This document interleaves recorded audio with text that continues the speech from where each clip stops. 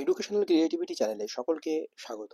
আগামীকাল এসএসসির তিনটি মামলার শুনানি রয়েছে কোড নাম্বার 18-তে জাস্টিস অমৃতা সেনার বেঞ্চে। এই তিনটি ম্যাটার আমরা একের পর এক দেখে নেব কোন ম্যাটারগুলো এখানে শুনানি রয়েছে। সবগুলোই কিন্তু 2025 এসএলএসটি নিয়োগকে কেন্দ্র করে। প্রথমে যে ম্যাটারটি রয়েছে, all petitioner have prior teaching experience as they are while in service as teacher in different recognized in aided school of West Bengal and entitled to get marks for prior teaching experience.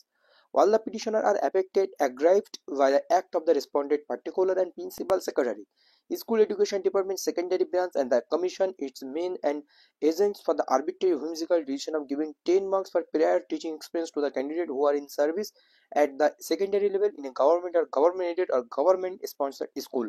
যাই হোক, এখানে prior teaching experience মামলা, যে মামলাগুলো justice Amrita সেনার বেঞ্চে শুনানি হয়েছে এবং 24 তারিখ এবং 26 তারিখের জন্য অপেক্ষা করছে এবং 28 তারিখে এই মামলার আবার শুনানি রয়েছে। সেই একই ধরনের মামলা রয়েছে, সেহেতু কাল এই মামলাটি উনি শুনবেন না, কারণ 28 তারিখে ওয়েট করবেন এই 10 নম্বরের সমগ্র বিষয়টি কিন্তু ওই 28 তারিখের জন্য ওয়েট করছেন।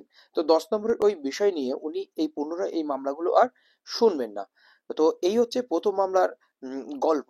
এবং প্রায়র টিচিং এক্সপিরিয়েন্স বলতে এখানে আগে পরের বিষয় না, টিচিং এক্সপিরিয়েন্স দেওয়া হবে কি হবে না এই বিষয়টি।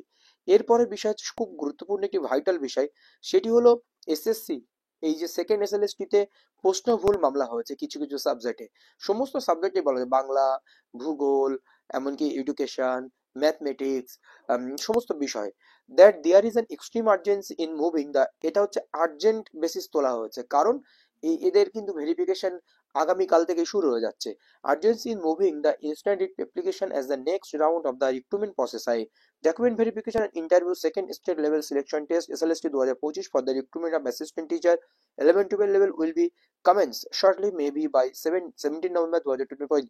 Soon thereafter or prior, that if the unintentional and inadvertent mistake of the petitioner in not bubbling or darkening of the booklet series code despite mentioning the same in the box are not forward and result is published by holding the petitioner to be qualified candidate for the next round of the recruitment process, then the petitioner will lose their opportunity of recruitment and their future will be jeopardized.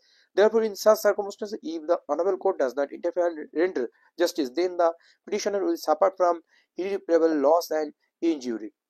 তো যাই হোক, এটা এক প্রকার প্রশ্নভুল মামলা।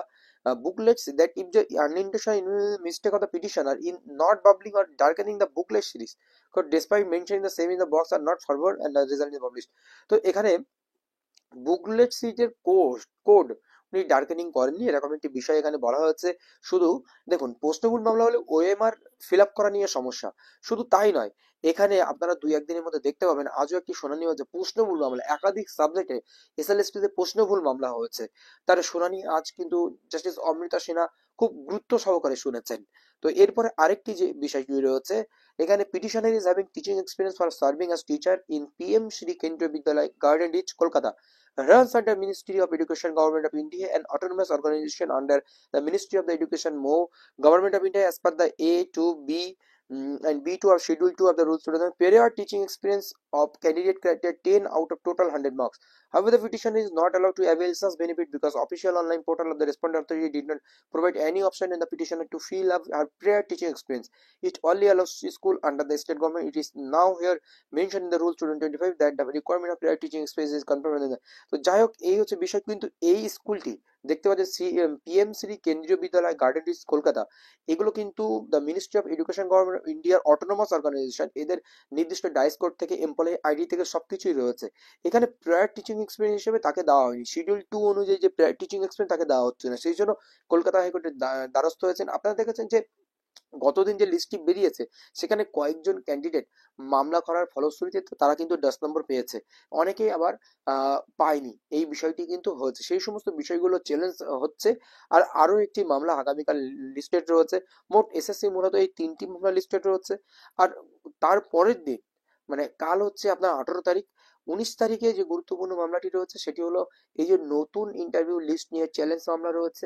এই একাধিক এসএসসির মামলা কিন্তু রয়েছে। তারপরে তো আপনারা দেখতে পাবেন 24 তারিখ, 26 তারিখ সুপ্রিম কোর্টে, 28 তারিখ কলকাতা হাইকোর্টে আবার মামলা রয়েছে। এই 10 নম্বর আগে না পরে নিয়ে, এটা কিন্তু সবচেয়ে বেশি ভাইটাল মামলা। তো কাল অবশ্যই লাইভ শেয়ার করা হবে এবং আপনাদের বিস্তারিত দেওয়া হবে। ধন্যবাদ।